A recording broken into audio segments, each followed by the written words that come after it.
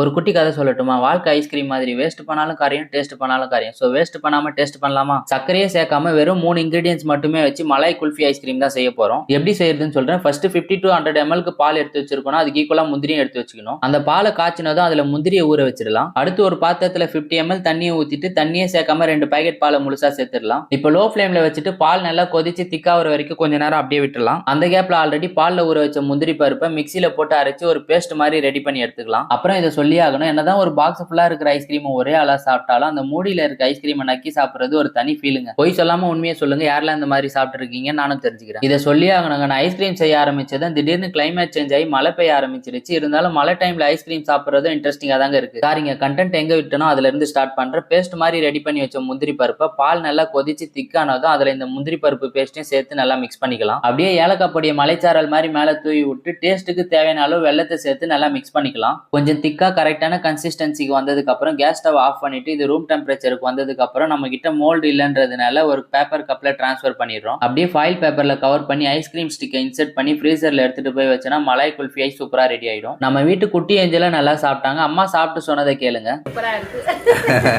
அப்புறம் என்னங்க, பிடிச்சிருந்தா இந்த மலாய் குல்ஃபி ஐஸ்கிரீமை நீங்களும் ட்ரை பண்ணி பாருங்க.